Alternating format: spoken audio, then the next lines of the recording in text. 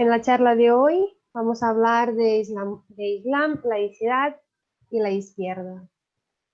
La islamofobia ya sabemos que es central en la mayoría de los discursos ultraderechistas en Europa, pero no se circunscribe a ellos, sino que también hay una parte de la izquierda que también clama contra la presencia del Islam con argumentos específicos y que han pasado a formar parte de los discursos de los nuevos fascistas y el postfascismo. La islamofobia es una forma de racismo culturalista contra las personas musulmanas o consideradas como tales, con independencia de su práctica religiosa real o de la importancia subjetiva que ésta tenga. Como todos los racismos, la islamofobia se imbrica con otras formas de alterización e inferiorización social, tanto de raza como de clase y de género, y basa su efectividad en que funciona con sentidos comunes ampliamente extendidos. El laicismo no es una cuestión social, ni una doctrina, ni una identidad. Es un simple presupuesto jurídico de los estados democráticos modernos. En esta charla vamos a hablar más o menos sobre estos temas. Tenemos como ponentes a la Cadi, Amin y Suleiman. La Cadi nos va a enfocar su discurso sobre la islamofobia de género. El segundo ponente es Lamin, que nos va a explicar la situación Francia y Algeria. Y por último, Suleiman, que nos va a hacer un pequeño resumen de un texto de Chris Hartman sobre el Islam político y izquierda.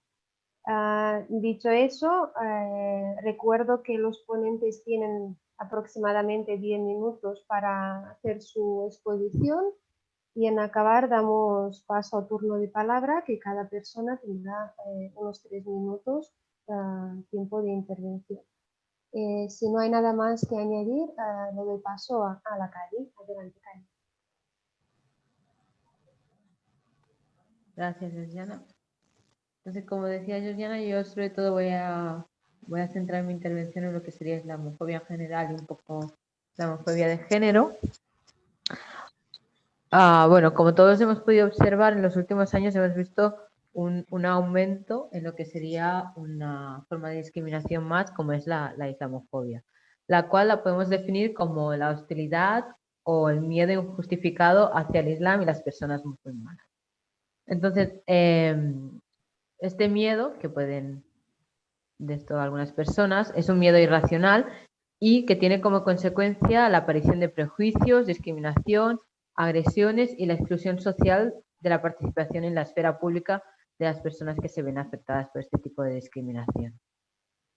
Y sobre todo creo que es importante destacar, como estaba comentando Georgina en la introducción, que la islamofobia también se puede definir como un tipo específico de racismo, ya que este odio y estos prejuicios de los que estamos hablando van dirigidos a personas que son, o sea, que no tienen por qué ser musulmanas, no tienen por qué ser creyentes, sino que son personas que son percibidas como musulmanas, ya que, bueno, como es lógico, las creencias religiosas de una persona no se pueden percibir a simple vista, o sea, viendo a esa persona, no, la gente no lo lleva escrito en la frente.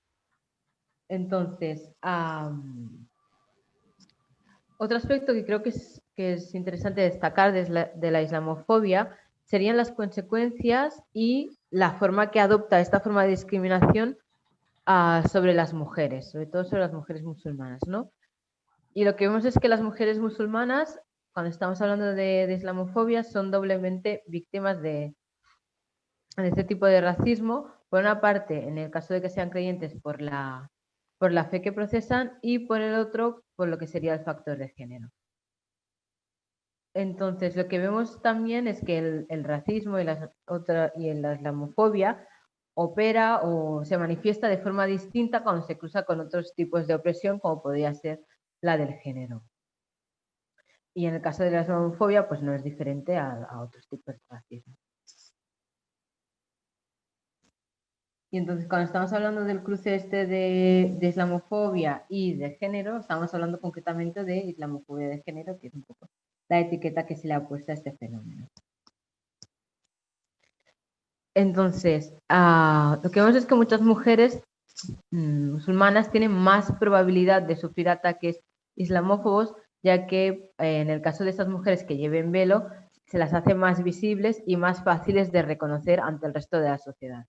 Pero al mismo tiempo, aquí entraría en juego la paradoja, estas mujeres también estarían invisibilizadas, puesto que el hecho de llevar el velo hace más difícil que puedan ser apartadas o excluidas de diferentes ámbitos de la sociedad, de diferentes espacios de participación y socialización. Entonces, el tema del velo es uno de esos debates que son recurrentes, ¿no? Y que, como mínimo aquí en lo que sería España o en Europa, ha abierto muchas discusiones, ¿no? En los últimos años, sobre todo centrados en si se debería prohibir o no el uso de esta prenda de vestimenta en espacios públicos como podrían ser la escuela o puestos de trabajo. Y generalmente en estos debates vemos que se repiten diferentes argumentos, como por ejemplo que el velo sería un símbolo de opresión de las mujeres y que su prohibición en cierta forma sería como que contribuiría a la lucha en pro de los derechos de las mujeres. Un ejemplo a nivel institucional, y ya seguramente ya me habéis oído comentarlo, sería la sentencia dictada por el Tribunal de Justicia de la Unión Europea en 2017, en que se determinaba que el hecho de que una empresa privada prohíba el uso que prohíba el uso de signos políticos, filosóficos o religiosos no es discriminación y que estaría acorde con las leyes europeas. Entonces, lo que vemos con esta sentencia, básicamente esta sentencia venía a raíz de dos casos, uno en Francia y otro en Bélgica, de unas mujeres musulmanas que fueron despedidas por sus empresas porque se negaron a quitarse el velo en sus puestos de trabajo. Entonces, este ejemplo lo que nos muestra es que la decisión de este tribunal podría llevar a que algunas otras mujeres, muchas otras mujeres, tuvieran que decidir entre ejercer su derecho a trabajo o su derecho a expresar su creencia religiosa de forma libre. La sentencia del tribunal sería un ejemplo concreto, pero antes de esta sentencia muchas otras mujeres se han encontrado con esta situación, ¿no? De tener que decidir si poder continuar procesando su fe libremente o poder acceder a un puesto de trabajo. Básicamente lo que estaríamos viendo aquí sería un recorte de los derechos de estas mujeres como ciudadanas, ¿no? Y la limitación de estos derechos. Entonces vemos que los derechos de las mujeres musulmanas son centrales en los discursos contra el Islam, tanto en la derecha como en ciertos grupos de la izquierda. Y sobre todo creo que es interesante destacar un término que se usa, que es el purple washing o el pink washing, que es un concepto sobre todo que se utiliza para hablar de esos argumentos o esas narrativas que a simple vista puede parecer que están defendiendo los derechos de las mujeres o de otros colectivos minoritarios, como podría ser el colectivo LGTBI, pero que en el fondo son una excusa para propagar ideas racistas, islamófobas o prejuiciosas contra otros colectivos. Y esto lo vemos claramente en grupos de la extrema derecha, cuando señalan el machismo o la homofobia que hay en ciertos colectivos racializados o que son culturalmente distintos, pero al mismo tiempo en sus discursos políticos y sus propuestas recortan las libertades y los derechos de las mujeres y de personas del colectivo LGTBI o de grupos de personas racializadas, ¿no? Es como este arma de doble filo. Entonces, lo que hacen estos grupos, sobre todo grupos de extrema derecha o de derecha, lo que vemos es que se escudan en el pretexto de la defensa de los derechos de las mujeres, cuando realmente lo que están haciendo es utilizar argumentos que ayudan a reforzar prejuicios y estereotipos racistas.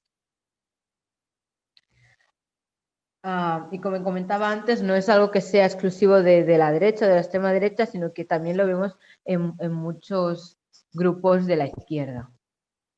Y creo que es importante destacar esto y sobre todo tener en cuenta que hay que ir con cuidado, ¿no?, cuando entramos en estos debates. Y creo, bueno, personalmente creo que siempre y cuando la mujer decida libremente cómo vestirse, deberíamos estar a favor, ¿no?, de defender su libertad de decisión y en ningún caso caer en los discursos que pretenden controlar las decisiones y los cuerpos de las mujeres, sean de la religión que sean. Que es básicamente, yo creo que uno de los fundamentos de todo lo que sería el movimiento feminista, que lo que pretende no es definir cómo deberían ser las mujeres, sino luchar para que haya las condiciones propicias para que cada mujer pueda decidir cómo quiere ser y lo que quiere hacer. Entonces, un ejemplo parecido al debate del velo sería el de la enseñanza del Islam en el colegio, al menos aquí en España. Hace unos meses veíamos como aparecía una noticia en la que se hablaba que se harían pruebas piloto en algunas escuelas, muy pocas escuelas, se harían clases piloto de enseñanza de la religión islámica aquí en Cataluña. Entonces, esta noticia lo que despertó fueron varios debates, sobre todo en redes sociales, y uno de los argumentos que más se escuchó y que se escucha cada vez que resurge este debate es el de que España es un Estado laico, ¿no?, y que en la escuela no hay sitio para la religión. El problema que yo veo con este argumento básicamente es que, en primer lugar, España no es un Estado laico, sino que es un Estado confesional, y en segundo lugar, que desde hace años en muchas escuelas se imparten clases de religión cristiana, desde hace muchos años y desde que existe la escuela, básicamente, aquí en el Estado español. Y un poco como lo comentó ayer en la charla sobre racismo en el sistema educativo Marina, no es que sea una propuesta que surja ahora, hace unos meses o hace unos años, sino que básicamente esta propuesta de introducción de la enseñanza del Islam en las escuelas va acorde con una ley que se aprobó en el 92, o sea, hace 28 años, y que básicamente no se cumple en la gran mayoría de escuelas de Estado español. Entonces, cuando estamos hablando de estas pruebas piloto, de que se enseñe la religión musulmana en los colegios, básicamente estamos hablando, por una banda, de que se aplique una ley que ya existe y que no se está aplicando, y por otro, que los alumnos musulmanes o las familias musulmanas que decidan que quieren que sus hijas o sus hijos tengan este derecho tengan el derecho, igual que alumnos que profesan otras fes o religiones, a poderlo aprender en la escuela. Que idealmente sí estaríamos hablando de que Cadi, perdona. Sí, dígame. Has gastado ya los 10 minutos, si puedes ir acabando, por favor. Vale, sí, ahora termino. No, lo último que iba a decir es que idealmente la idea sería que en el colegio no se impartiera ningún tipo de religión, pero ahora mismo en el contexto en el que estamos, pues ya se están impartiendo religiones. El problema es que se imparten unas sí y otras no, ¿no? Entonces lo ideal sería que todos los alumnas y alumnos tuvieran el derecho a poder gaudir de ese derecho, ¿no? De igual forma. Básicamente era eso.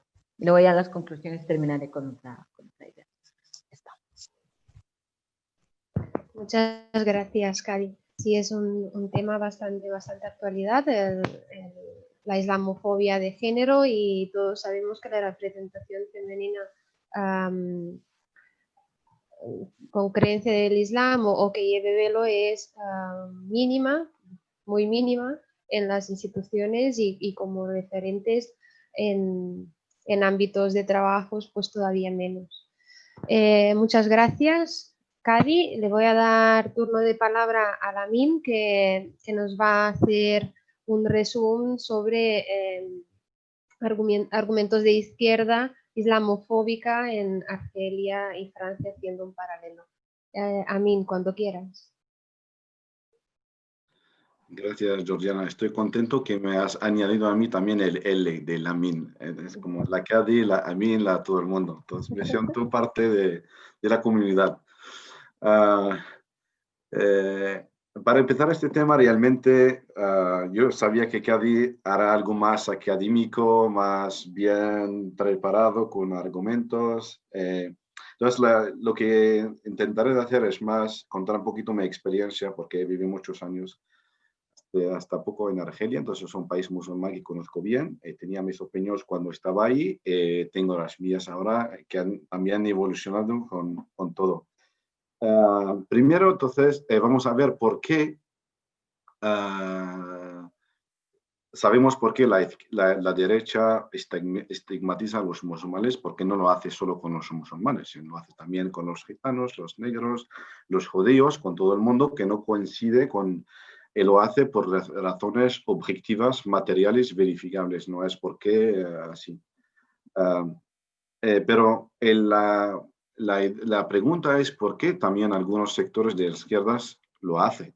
Eso es la gran pregunta, cuando normalmente son movimientos o ideas más progresistas que tienen que apoyar los valores comunes que tenemos. Entonces, primero, para empezar, tenemos que definir quién es el musulmán y quién no es, qué significa ser musulmán hoy en día. Entonces, cuando vemos en la televisión, al final se trata de todo y de nada. Todas las personas que pueden ser de norte de África, una parte de África, Medio Oriente, entonces toda esta población de facto le tratan como musulmanes. Entonces, aquí no hay place a la persona ni a su libertad de elegir. Yo muchas veces en restaurantes con compañeros de trabajo piensan que soy musulmán, y me acuerdo una vez, me pasó también en Barcelona, la gente me ha dicho, quería pedir un menú y me ha dicho, eso lleva cerdo. He dicho, yo te pregunté si lleva cerdo o no. Eso era un poquito inocente, pero para decir que yo no te pregunto, es por qué me comentas, porque detrás la gente se piensa, por ser así, tener este color de piel, este cara, tienes que pensar de esta forma, tienes que ser musulmán para decir la Akbar y poder ser alguna vez un terrorista potencial. Entonces, eso es el estereotipo donde que te meten. Entonces, cuando te descubren que a lo mejor no eres así, entonces eso. Pero aquí otra vez a la gente, a la derecha, no le interesa lo que piensan las personas. Lo que le interesa es estigmatizar a estas personas. Quería también hablar de otro tema, que es el mito del Estado neutral o aconfesional. Esto también se sacó en Francia cuando las comunidades musulmanas querían que se admiten, por ejemplo, que la comida que en las escuelas para los niños pueden comer halal o kasher por los judíos, o que, por ejemplo, se enseña algo de la historia del Islam, como se hace por la religión cristiana. Muchos sectores de izquierdas han dicho que el Estado es laico, aconfesional, no podemos entrar en estas cosas. Como sabemos todos, pronto vamos a celebrar Navidad, y Navidad es una fiesta cristiana, no tiene nada que ver con, no es algo así del cielo, de la planeta Mars.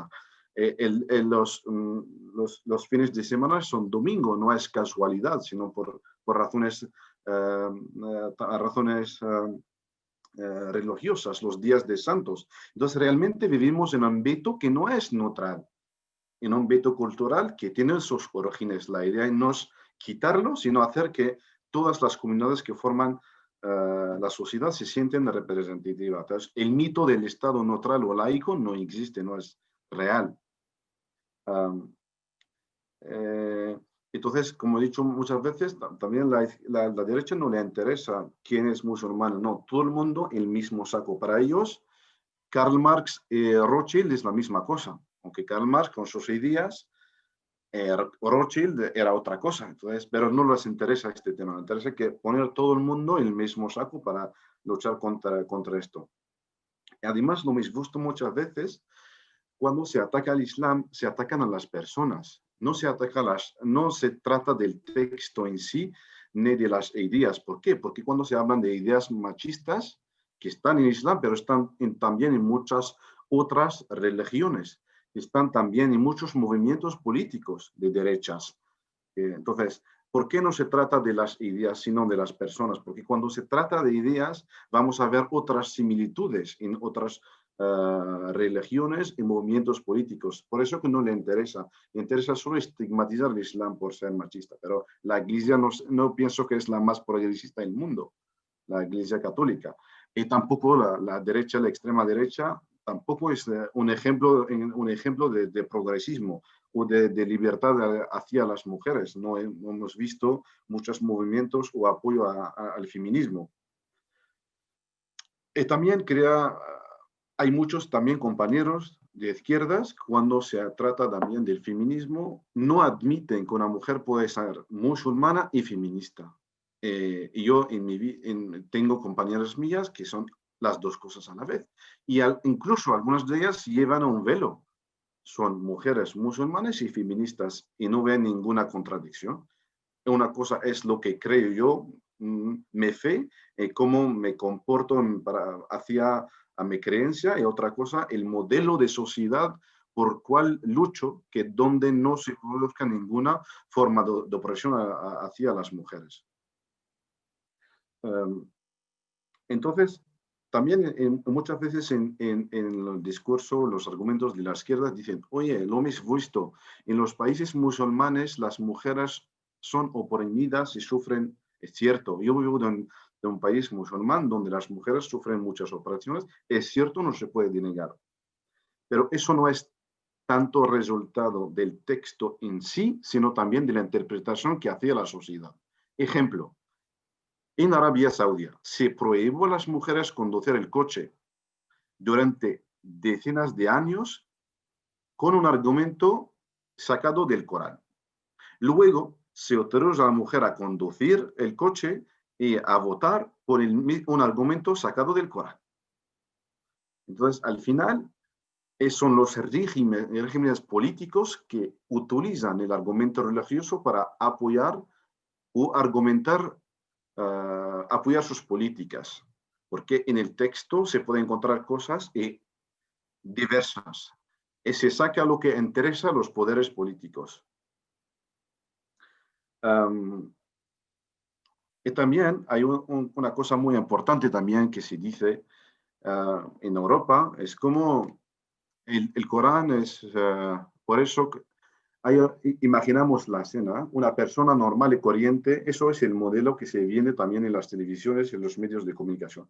Un vecino simpático que se llama Mohamed, muy simpático, que dice buenos días a sus vecinos y de día a mañana hace un atentado y mata a 300 personas. Eso es el cliché, el estereotipo que se viene en los medios de comunicación.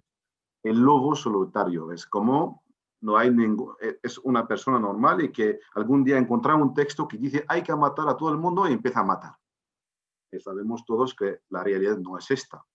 Y muchos analistas, cuando analizan la situación, y uno de ellos se llama François Burga, a mí que me gusta mucho, dice que realmente las personas se radicalizan por la situación material donde se encuentran. Es decir, si yo estoy en una situación de oprimido, excluido por la sociedad, sufro muchas opresiones, entonces me radicalizo, es decir, tengo un sentimiento de ser rechazado a la sociedad y tengo una sensación de ser oprimido. Entonces me rebelto contra la sociedad y luego busco argumentos. A veces son argumentos políticos que te llevan a revoluciones como un movimiento nuestro que dice no estoy contento con la realidad donde vivo, no estoy contento con las opresiones que sufro por ser mujer o musulmano y tengo que luchar para cambiarle.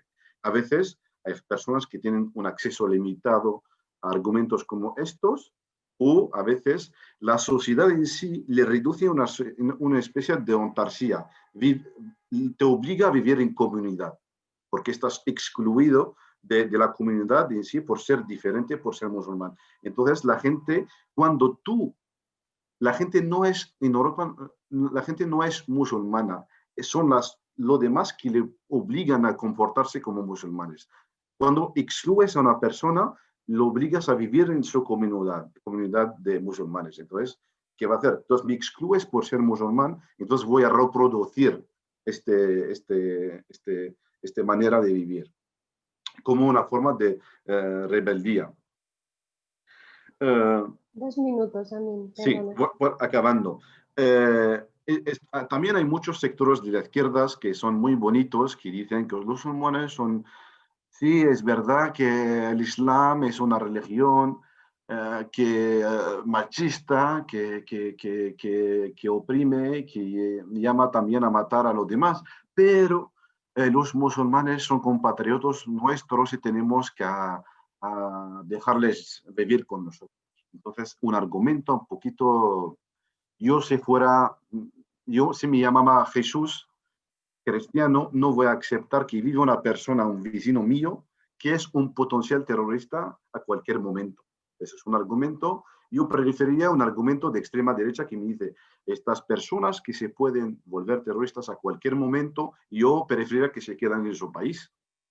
Entonces vemos aquí la limitación de este argumento de la tolerancia. La tolerancia no es un argumento válido frente a una amenaza terrorista. Entonces lo que se hace falta es explicar la realidad. ¿Por qué hay personas que actúan así? No estigmatizar toda la comunidad. Y también una cosa por la coherencia hoy en día es denunciar cuando se prohíbe a una mujer de llevar el velo en Francia, y denunciar también cuando se obliga a ponerlo en Arabia Saudí. Eso es la coherencia hoy en día. No es decir, el velo es ese símbolo de opresión y voy a machacar aún más a la mujer que lo lleva, porque así, ¿cómo ayudamos a la víctima? Sí, el velo. Y quitando un símbolo, cambiamos realmente la situación material donde se encuentra esta mujer oprimida, porque no lleva el símbolo ya, está libre de hacer lo que quiera. Entonces vemos las limitaciones también de estos argumentos bien pensados. Vemos como también la derecha que quiere luchar contra el Islam por ser un símbolo de opresión o que oprime, como a ellos no le importa nada comerciar, tener intereses económicos con países como Arabia Saudí, que vemos que es el enemigo primero de las libertades de las mujeres. Entonces, realmente lo que le interesa son los intereses. Y acabo. Gracias. Muchas gracias, Amin. Sabemos que estas situaciones en la mayoría de los casos se reproducen básicamente por ignorancia de una buena parte de la sociedad y que van reproduciendo discursos y van reproduciendo estereotipos ya inculcados dentro de la sociedad por ideas islamófobas promovidas por la extrema derecha y muchas veces compartidas por la izquierda. Antes de darle turno a Suleiman, quiero recordar que en acabar las ponencias vamos a abrir turno de debate y todas las preguntas que tenéis o ideas o si queréis compartir opiniones, pues tendréis que poner vuestro nombre en el chat y disponéis de aproximadamente 3 minutos para hacerlo. Suleiman nos va a hablar sobre un texto de Chris Harman sobre el Islam político y la relación con la izquierda. Suleiman, cuando quieras. Gracias, Georgiana. Bueno, es un escrito de Chris Harman, un escritor marxista que era también miembro del Partido Socialista de los Trabajadores en el Reino Unido. Me parece que no estoy tengo confirmado que era de origen egipcio. Bueno, eso podría confirmar al David. Pues este escrito no va, contra solo de islamofobia, temas de islamofobia o racismo, sino va más allá de los movimientos islamistas que están en países musulmanes. El escrito se llama Islam, Islam, imperialismo y resistencia. Después de revolución iraní, que era una revolución islamista, muchos los movimientos de otros países musulmanes como Pakistán, Magreb y Indonesia eran movimientos islamistas.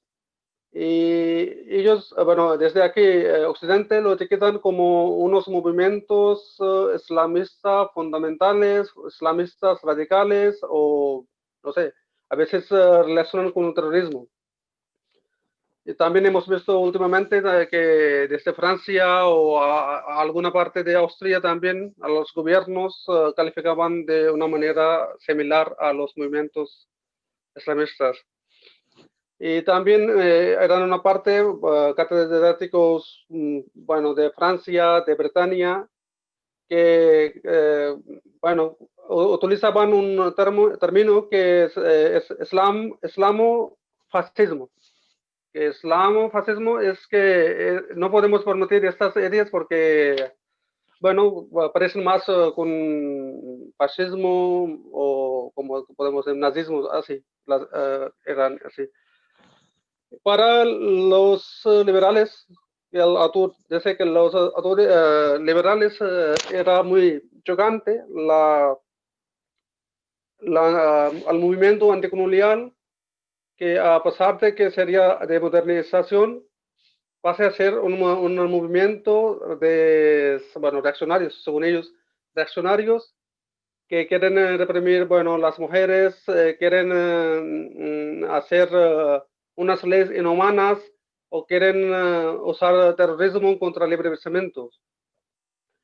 Pero también había una parte, por ejemplo, en Irán, cuando había revolución iraní, había una parte de izquierda iraní que apoyaba a Khomeini, que era bueno, también era un islamista, y les miraban como un antiimperialista o a veces podrían decir como un poco progresismo, ¿no? Que va contra clases dominantes y va a cambiar el sistema.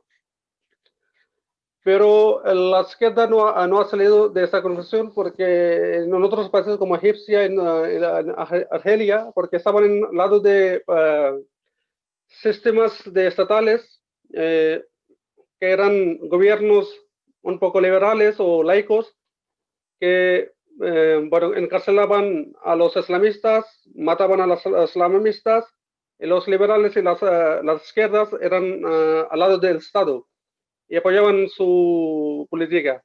Y hemos visto también, por ejemplo, que en tiempos de cuando había el Mursi, el tema del egipcio, habían liberales que han sido contrarios de él y, bueno, han apoyado. Bueno, es una izquierda tradicional comunista, ¿no? Que ha apoyado al carcelamiento y luego bueno, su muerte, ¿no?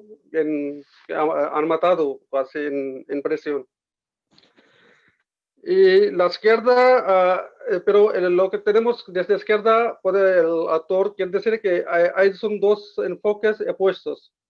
Hay una parte que dice que estos movimientos son fascistas y otra parte dice que, bueno, son unos movimientos antiimperialistas y a veces como progresistas, pero dos enfoques son falsos. Porque aunque sean antiimperialistas y aunque sean hacen una política bastante contraria de Estado, pero hay unas ideas sobre temas de mujeres, homosexuales y hay libertades sobre básicos que no podemos considerar como aliados de izquierdas. Pero al mismo tiempo no podemos considerar como islamofascistas porque no van a contra organización obreras, no van a dar su servicio a la clase dominante. Y lo que normalmente hacen es que van a contra sus fuerzas de Estado, que están muy quejados de ellos porque cuando hay innovaciones desde otra parte del mundo, en países musulmanes, ellos quieren hacer una política muy firme contra este tipo de innovaciones. En cuestión de Palestina, quieren hacer una posición muy clara en favor de Palestina. Pero los gobiernos normalmente o no lo hacen o es bastante muy aliados con intereses occidentales, por eso ellos van normalmente en contra de eso. También hay que explicar que el Islam, como otras religiones, los creyentes de una religión en una determinada situación material están interesados y hacen una interpretación de la religión de diferentes de sus ideas. También miramos que están, bueno, cuando había crisis del feudalismo en Europa, en Occidente, había movimientos que hacían reinterpretación de la religión. Por ejemplo, Lutero, Calvino y no sé, era otro Munzer, que ellos han hecho una reinterpretación de textos bíblicos. Asimismo, no hay excepción Islam. Islam también es como otras religiones. También no hace de diferencia. El movimiento islamista nace en países normalmente que han sido colonizados, países que eran parte de colonización y eran los estados que han convertido en capitalistas. Bueno, eso ha sido por una ocupación o una fuerza externa, no ha sido de manera, bueno, más natural o como ha sido aquí en Europa la manera más industrial, ¿no? Después de la revolución industrial. Islam también, como otras religiones, ha adaptado las circunstancias y momentos históricos y ha cambiado con tiempos. Hay diferentes culturas en Islam y diferentes orientaciones. Por ejemplo, en Irán, si miramos, Irán es bastante iraní, ¿no? Es iranismo que ellos tienen más. Por eso ellos han optado por sus propios beneficios al shiismo. Y cuando había imperio otomano, que eran turcos, ellos optaban para más en un sufismo, que era una doctrina bastante diferente que lo que defensa Arabia Saudí o países de Oriente Medio. Que en Pakistán también, con los tiempos, cuando los movimientos surgen, porque surgen contra que en los gobiernos siempre han sido, sobre todo los militares, han sido aliados de Estados Unidos. Y cuando están aliados con Estados Unidos, reclutaban los mujahidines para luchar contra Unión Soviética. Y cuando ha acabado la guerra, ellos han sabido que era una guerra por intereses de Estados Unidos, que no era una guerra por Islam o por su identidad o su defensa. Y luego, perdona, te queda un sí. minuto. Vale. Eran han puesto sus gobiernos y ha sido un sentimiento bastante de identidad musulmana, que han sido engañados, que han sido como un papel que lo han usado. Pero desde izquierda, aquí es que sí que con los islamistas no podemos decir que son nuestros aliados, pero tampoco no podemos abstenerse de que no podemos hacer ninguna cosa conjunta. A veces les miramos como antiimperialistas, sobre todo cuando miramos islamistas que están en Occidente, pues podemos hacer algunos temas como islamofobia, racismo y temas de estas podemos trabajar. También les podemos exigir sobre temas de derechos de las mujeres, si hay algunas dudas de nuestras, o sobre minorías étnicas en sus países respecto. Y también hay que preguntarles que si quieren una caridad de ricos o quieren hacer un cambio bien de clase o quieren hacer cambiar algo bien en el sistema. Yo termino. Muchas gracias, Suleiman. Muy interesante y es cierto que un rechazo para el Islam en Europa, generalmente, básicamente por el desconocimiento, pero también promovido por sus propios intereses. Muchas gracias a los tres ponentes. Hemos hablado y hemos tocado muchos temas en torno al Islam, laicidad y el papel que juega la izquierda dentro de este debate. Abrimos turno de debate. Los participantes que quieren aportar una idea, preguntar o simplemente opinar, pueden poner su nombre en el chat y disponen de unos 3 minutos para hacer su pequeña exposición. Os animo a todos, es un debate muy interesante. Da por mucho, podemos hablar horas de este tema. Últimamente está en el centro de debate de muchos espacios, tanto políticos como a nivel de movimientos sociales. Y es interesante que hablemos, que escuchemos voces diversas, como es el caso de la charla de hoy, y que todo el mundo pueda aportar su opinión. Así que os animo que participéis en el debate y a ver quién es el primer valiente de romper el hielo. Veo que mientras se hacían las ponencias hay algunas opiniones en el chat. Si queréis pedir turno de palabra y lo compartís, y así entre todos vamos aportando, vamos debatiendo.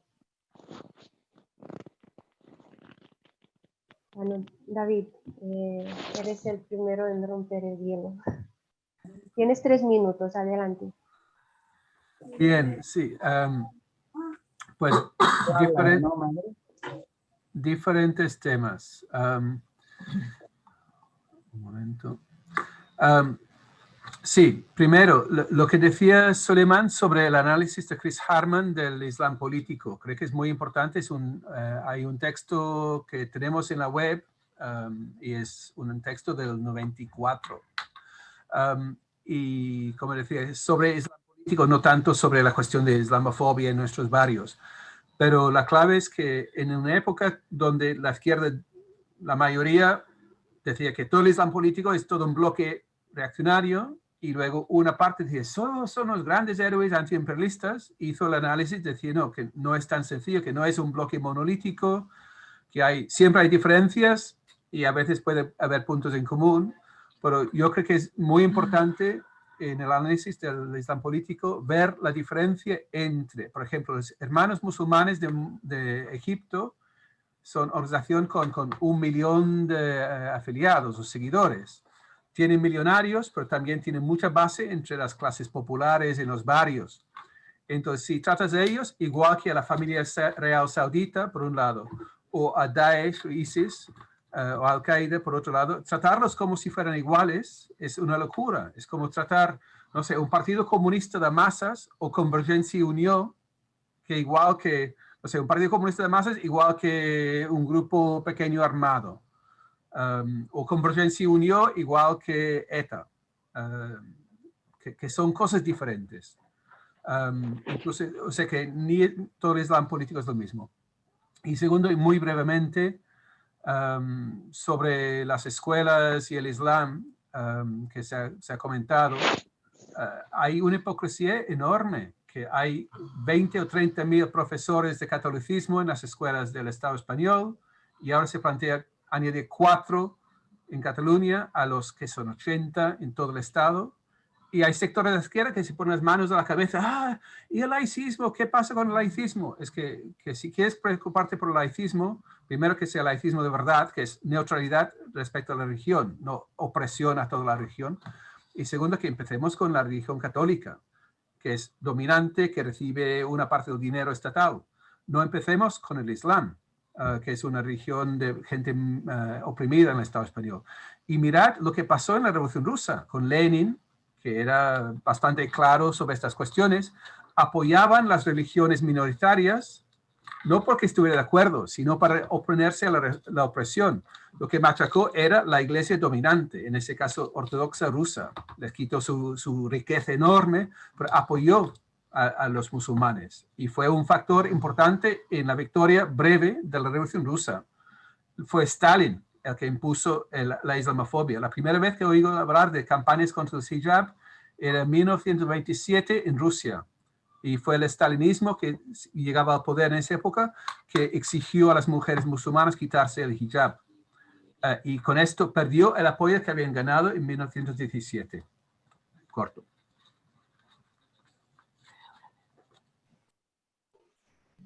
Gracias David.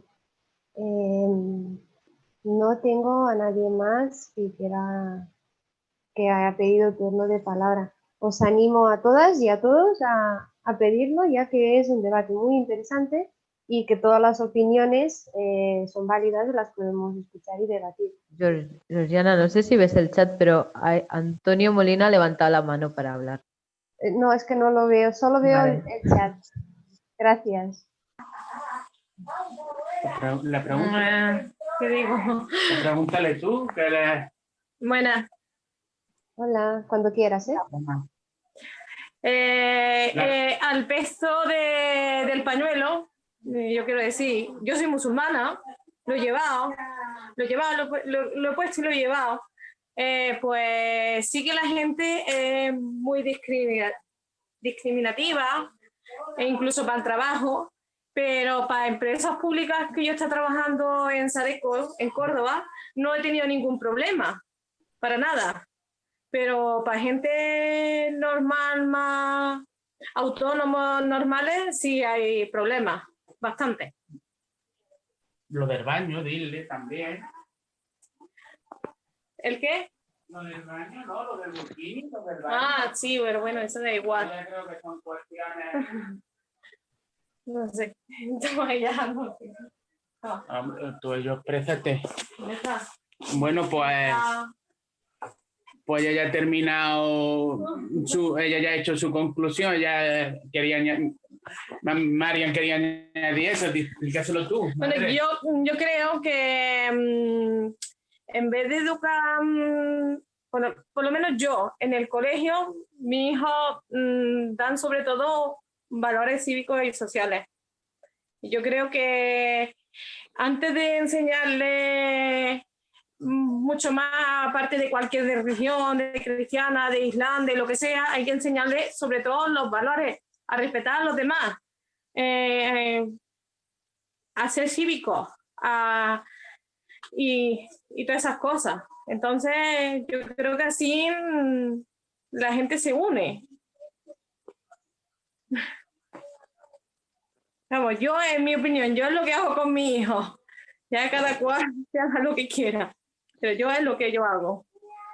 Primero que hay que respetar a los demás, ya sea lo que sea, y luego ya el tema religión ya es otro punto aparte. Pero hay que ser así, si queremos llegar a algo en condiciones. Muchas gracias. Muchas gracias por la aportación y por los comentarios.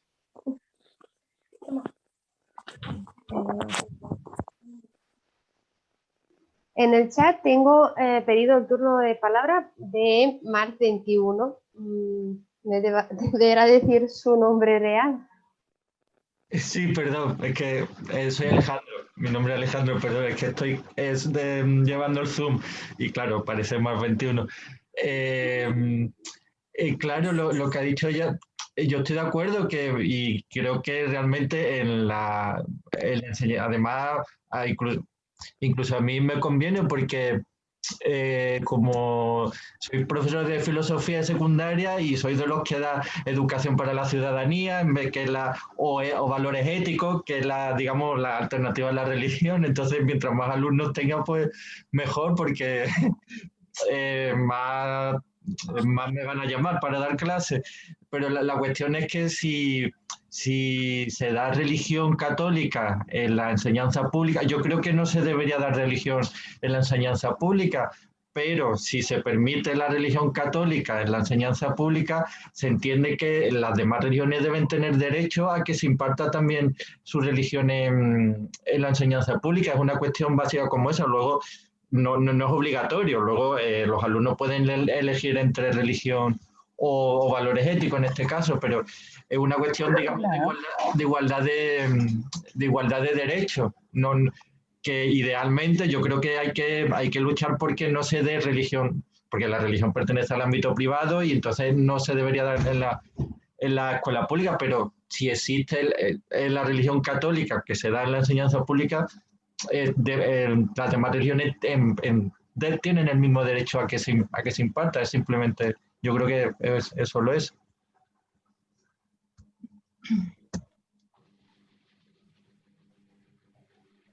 Gracias por la aportación.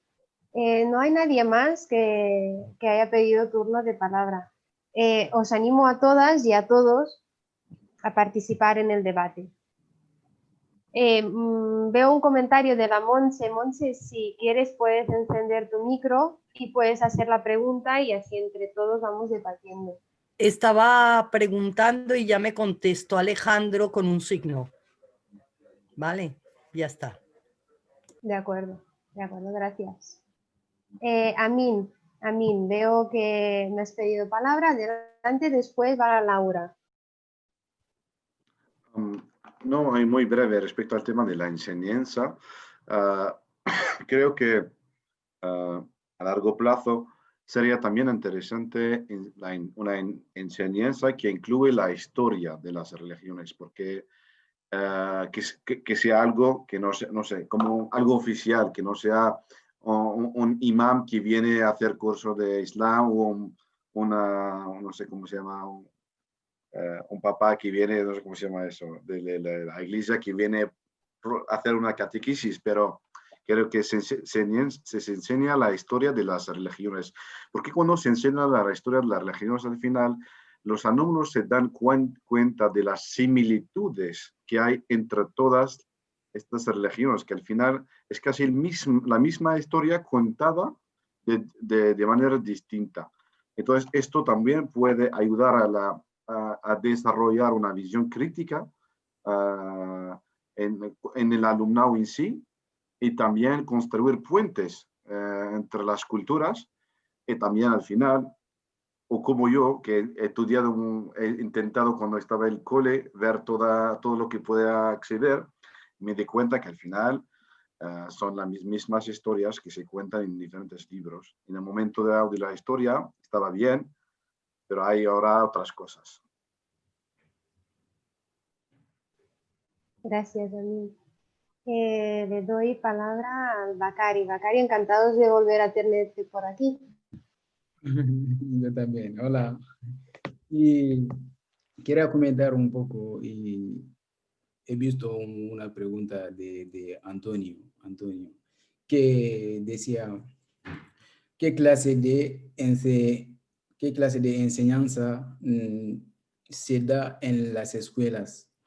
Yo lo desconozco, pero siguiendo con la lógica que explicaba, creo que se debería dar una enseñanza de la historia de la religión.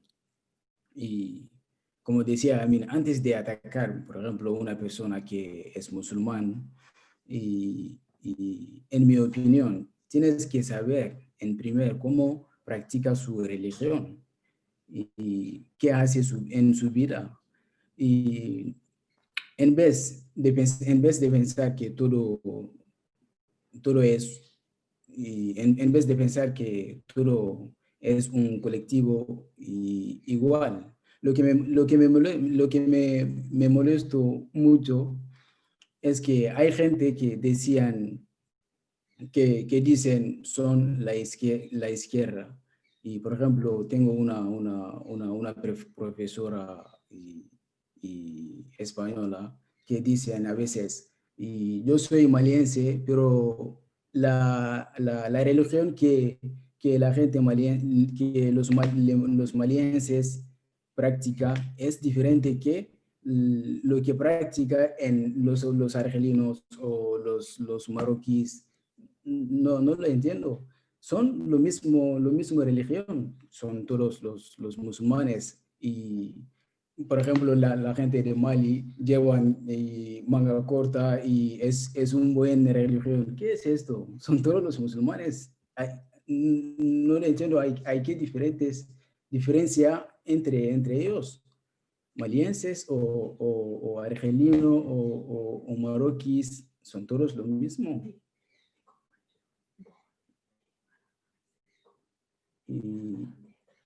y creo que incluso esto también es una cosa que muestra que es racista, una racista así. No deberían decir todo esto, que hay diferentes antes los musulmanes. Por ejemplo, yo antes no sabía que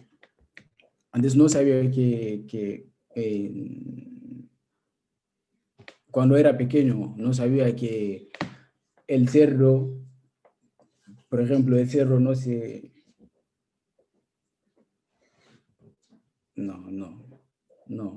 No es esto. Quería decir otra cosa, pero ya está.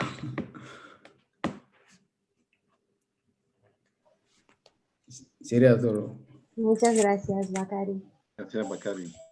El David ha planteado una pregunta por el chat que la podríamos debatir entre todos. Mientras vamos pensando, Suleiman tiene la palabra. Tienes 3 minutos, Suleiman.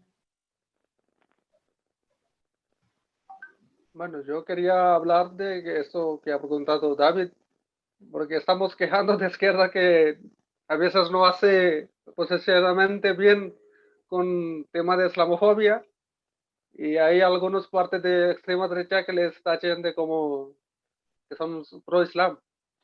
Me parece que no son pro-islam o no están como están en alguna conspiración que puede hacer que los países musulmanes están financiando a izquierda o a izquierda quiere hacer papel sucio, ¿no? Para aquellos países. Normalmente los ejemplos que tienen de Islam, donde hay mujer bastante prometida, es que dan de Arabia Saudí. Y Arabia Saudí es gran aliado de Occidente. Y para defensar los intereses occidentales, bueno, queremos decir que de clases capitalistas, ha roto financiación a algunas organizaciones musulmanas también. Es un caso de Argelia, que ahí había FIS, que ellos cuando habían participado en marchas contra la guerra de Golfo y Irak, pues Arabia Saudí les ha dicho que no va a financiar más. Pero es que el tema que los musulmanes que están aquí en Europa, esos derechos, y por ejemplo que se pueden practicar religión o pueden vivir en su identidad dignamente, yo no pienso que es pro-islam. Es un derecho, es que la izquierda lo que defensa es antirracismo y bueno, también las políticas que no solo islamofobia, contra también antisemitas.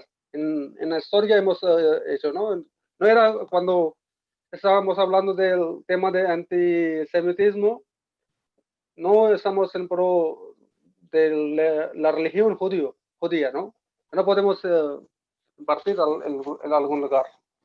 No sé, yo no sé de qué va más la pregunta. Gracias, Suleiman. Dunia, cuando quieras.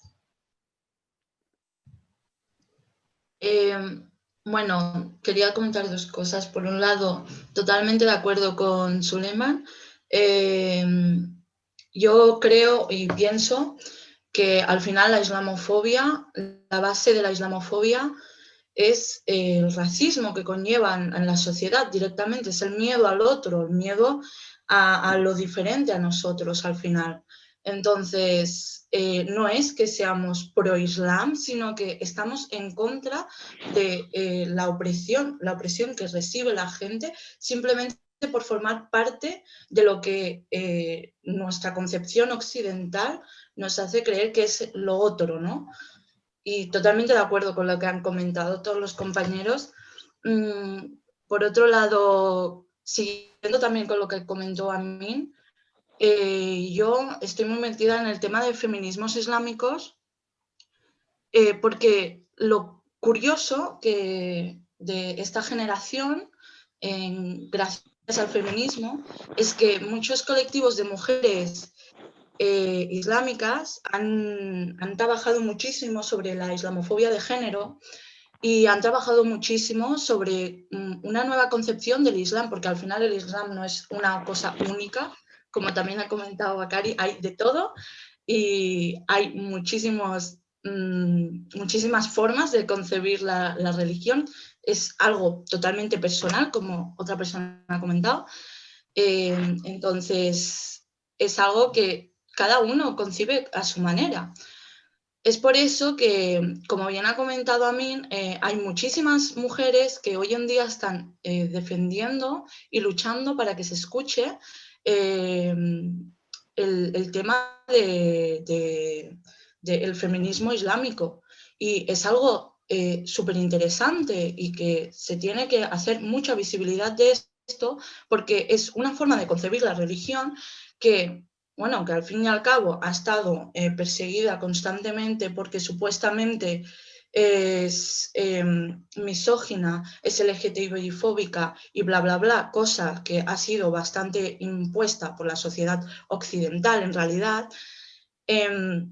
Y lo que hacen es denunciar que es la concepción de una persona misma, de cómo ha crecido, de cómo se está deconstruyendo las mismas personas para leer la religión como tal. Entonces, yo creo que es súper interesante ver todo el movimiento de feminismos islámicos y todo lo que están trabajando para visibilizar que el feminismo, o sea, que el Islam en sí no es misógino, sino cómo la gente lo lee, cómo la gente lo trabaja. Es la sociedad patriarcal la que al final es la que crea misoginia dentro o a partir supuestamente del Islam. Y entonces está muy bien que veamos que hay esta gente que está trabajando diariamente para que el feminismo no sea misógino, para que las mujeres tengan derecho de ser y de ser y de visibilizar su sexualidad, sea cual sea. Y no sé, eso, que yo creo que es algo muy importante y que tiene mucho poder y que últimamente se estaba trabajando muchísimo, bueno, últimamente ya hace años, pero esta última generación ha sido muy potente y creo que es algo muy importante que hay que tener en cuenta, que al final no sacrificamos los derechos de las mujeres y personas LGTBI porque hay todo este movimiento que lo está reivindicando constantemente. Muchas gracias, Dunia. Es cierto todo lo que dices. No hay nadie más que haya pedido turno de palabra.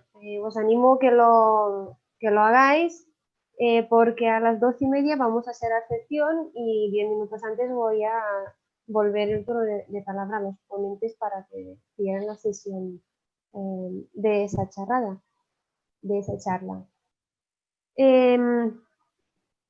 Animaos. Y entre todos se está construyendo un debate muy interesante en torno a una realidad que muchas personas la están viviendo y es importante que entre todos construyamos argumentos para desmontar la islamofobia.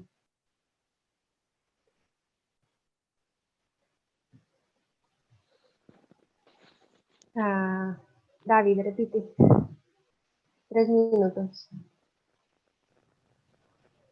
Sí, diferentes cosas. Primero, muy importante lo que decía Dunia, de que hay que contrastar los argumentos de la izquierda, bueno, lo que ha dicho Dunia, de hecho otras personas, contrastar las ideas de la derecha, el sector de la izquierda sobre Islam y las mujeres. Yo no conozco suficientemente bien la religión musulmana para saber si realmente intrínsecamente tiene elementos sexistas o no. Yo creo que el cristianismo lo tiene, el judaísmo lo tiene, me sorprendería que no hubiera el Islam, pero bueno, lo que sí que es interesante es cómo muchas feministas musulmanas están, digamos, interpretando el Islam de su forma y negando las visiones esencialistas, tanto de los islamófobos occidentales como de algunos musulmanes. y también poniendo en contexto histórico. Si en el Corán decía que las mujeres heredan la mitad de lo que heredan los hombres, pues en esa época, en Europa, las mujeres no heredaban nada. Eran la propiedad para ser heredada por los hombres. Entonces hay que ver las cosas en su contexto. Pero también es muy interesante lo que decía Dunia, que cómo es Occidente el que impuso muchas normas sobre la sexualidad en países de mayoría musulmana. En nuestra web de Más 21 hay un artículo de un compañero libanés que fue fundador de uno de los primeros grupos LGBT en el mundo árabe. Y escribe sobre la situación de gente LGBT en países de mayoría musulmana y explica cómo la represión homófoba vino con el colonialismo, en Líbano con el colonialismo francés, en África, en gran parte, bueno, en parte de Francia, pero también parte del colonialismo británico. O sea, en Uganda, que es un país de mayoría cristiana, hay una homofobia muy fuerte. En Zimbabue también. Impuesto viene de Gran Bretaña. Y luego algunos dirigentes, como el ex dictador en Zimbabue, defendía la homofobia como un hecho de nosotros africanos frente a los europeos. No, fue una cosa europea impuesta en estos países. Entonces es importante contrastar estos argumentos.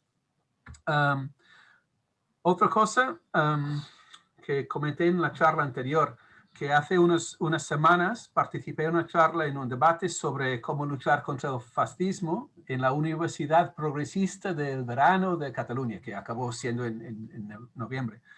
Y invitaron a una ponente que es de origen musulmán y es francamente islamófoba. Es ex musulmana, que lo pasó mal seguramente, pero ahora dice que las mujeres musulmanas no deberían tener el derecho a decidir si quieren llevar hijab o no, sino que hay que quitarles el derecho a decidir en el nombre de la liberación.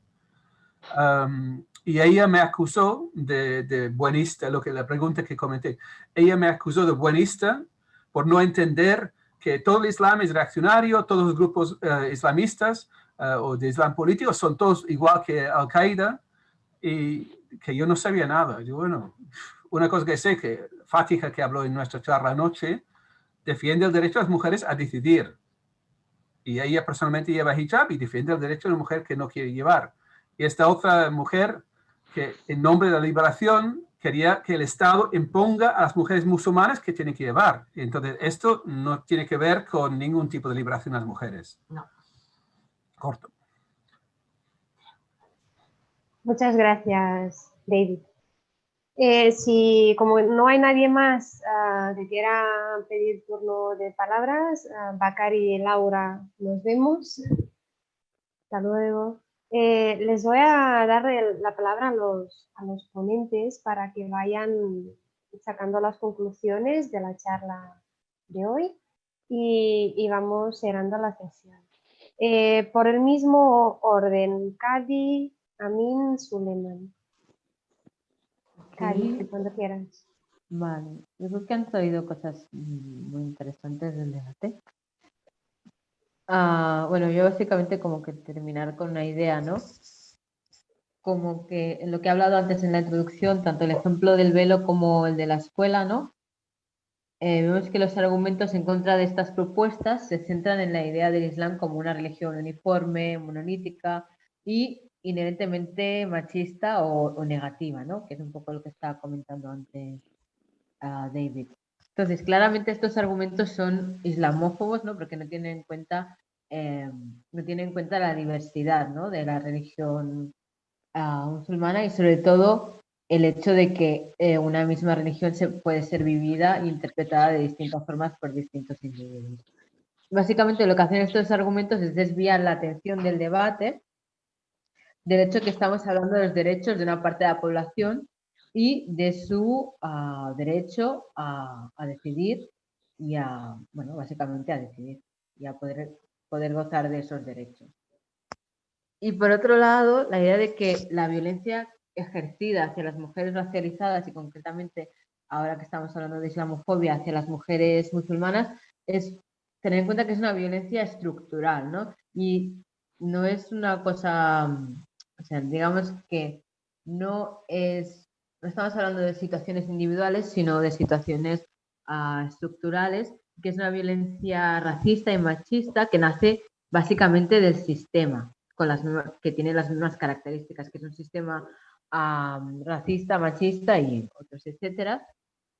Y sobre todo, tener en cuenta que es por eso que tenemos que luchar contra la islamofobia y otras formas de opresiones, focalizando en la raíz del problema, que es básicamente el sistema, ¿no? Un sistema capitalista, racista y machista, que es donde vivimos, ¿no? Que es como está compuesta la sociedad. Bueno, y básicamente, bueno, lo último destacar que una de las estrategias de lucha, que sobre todo es la que defendemos desde Más 21, que somos quienes hemos organizado las charlas de hoy y de ayer, sería la lucha desde el socialismo desde abajo, ¿no? Que básicamente defiende lo que sería una lucha unitaria contra cualquier tipo de opresión. Así sería mi resumen. Muchas gracias. Perdón, muchas gracias, Cari. Amin. Lamin, cuando quieras. Sí, sí. Solo yo para terminar, que hemos visto todo casi en los argumentos más importantes que de islamofobia, pero quería solo recordar una cosa, que importante, que la radicalización o lo que realmente lleva a la violencia de las personas, que no es algo teórico o abstracto, sino las condiciones materiales donde viven las personas. No hay una persona así por sí que está bien en su vida y todo, como un príncipe de Arabia Saudí o los ricos de Emiratos o Qatar, que está así bien y luego se lee un libro y luego decide matar a otras personas, ¿vale? Eso es muy importante de hablar de las condiciones materiales que conducen a estas situaciones. Y luego también algo muy importante, creo, que es por qué cuando otras personas actúan de una forma, no decimos, está haciendo esto porque es un cristiano. ¿Por qué realmente cuando damos el derecho a otras personas de actuar como les da la gana y hablamos de casos aislados, pero cuando es un musulmán que haga algo malo, decimos que es porque viene de esta cultura, de esta religión y la asociamos a toda la comunidad para aquí donde está también y vemos como, por ejemplo, estados en sí y usando medios públicos, aviones, militares y todo para matar a otras personas que no han pedido nada. En Malí, por ejemplo, como el ejército francés en Irak, actuando en nombre de un Estado, pero a esta gente no le decimos nada. Pero cuando es un caso aislado de un musulmán que actúa en sí, es toda la comunidad musulmana que sufre de las consecuencias de todo este tema. Entonces es importante ver que realmente lo que importa a la derecha no es luchar ni contra la violencia, ni contra el islamismo, ni las situaciones, ni mejorar las situaciones de las mujeres, sino crear un enemigo en el momento donde hay luchas sociales importantes, como hemos visto en Francia, de los gilets jaunes, de chalecos amarillos. Entonces, cuando hay posibilidades de revolución, se intenta de crear o de enfocar, poner el foco en otra cosa. Lo hemos visto también con una ley estos días en Francia que se llama de seguridad global, que puede llevar a que los periodistas se prohíba a los periodistas grabar las fuerzas de represión cuando machacan a personas. Eso son leyes que en una situación de lucha contra el terrorismo. Y lo hemos visto también en Estados Unidos después de 2001, como la ley Patriot Act, que han puesto para un tiempo determinado que autoriza el espionaje de los americanos, como 20 años después no hemos quitado esta ley que permite espionar a las personas en nombre de la lucha contra el terrorismo. Entonces, realmente se crea un enemigo virtual para ir más allá, quitando servicios públicos, quitando derechos, dividiendo también a la clase trabajadora. Gracias. Muchas gracias, Amin. La Dunia nos ha pasado por el chat un fragmento de un texto muy interesante y ahora veo que David también. Está bien echarle un ojo porque tenemos visión diversa sobre el tema. Le paso la palabra a Suleiman para ir cerrando la sesión. Suleiman, cuando quieras. Sí, yo también, bueno, ahora enfocaré más en un tema de movimiento islámico, que en Europa, cuando estaban los movimientos de izquierdas por el laicismo, estaban en contraria a la iglesia, ¿no? Un tiempo miraban porque eran unas cosas que no permitían desde la iglesia. Pero los movimientos islámicos y los jóvenes que están ahí es que son muy diferentes porque no viven en siglos XVIII, viven en siglos XXI. Se leen, bueno, libros, ven televisión y, bueno, también participan a veces con charlas y debates con las izquierdas. En Pakistán, en 2020 ha sido histórico que por primera vez las islamistas han participado, bueno, un poco diferente de izquierda, pero han participado en marchas de 8 de marzo. Y es también cuando les preguntamos a los dirigentes sobre castigos islámicos, pues ellos no defensan de la manera, bueno, que sea una sharia. Pero ellos quieren hacer que dicen que bueno, si venimos al poder de la manera democrática, pero sí que son, bueno, podemos decir que son un partido de derecha, sea como SIU, pero, bueno, no sé, de otros partidos de derecha podemos considerar, pero no son normalmente iguales como talibanes o Daesh o, bueno, organizaciones terroristas, ¿no? Sí, tenemos que hacer una diferencia muy clara, porque, por ejemplo, otro día he visto un dirigente islamista que le preguntaban en Pakistán, en Dale, sobre el castigo de, bueno, cuando alguna persona robe, se corta la mano, ¿no? Él ha dicho que no se puede hacer en una circunstancia actual porque la riqueza no está compartida como según pensaba. Porque el sistema actual, un que está robando puede tener razón de ser pobre también. No podemos hacer lo mismo. Que son muy diferentes. Eso, la diferencia tiene que ser siempre muy claro, que no podemos hacer una misma etiqueta para diferentes partidos o ideas o organizaciones.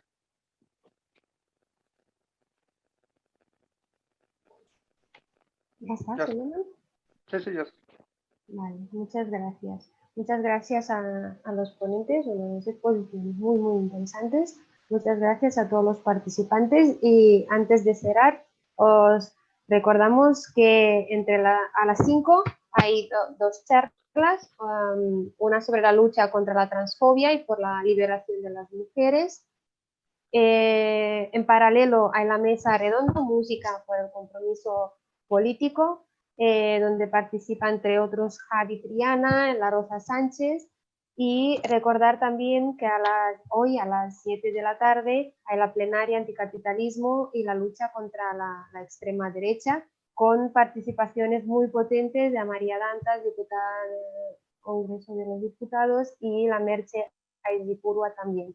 Muchas gracias a todas y a todos por la participación y nos vemos esa tarde.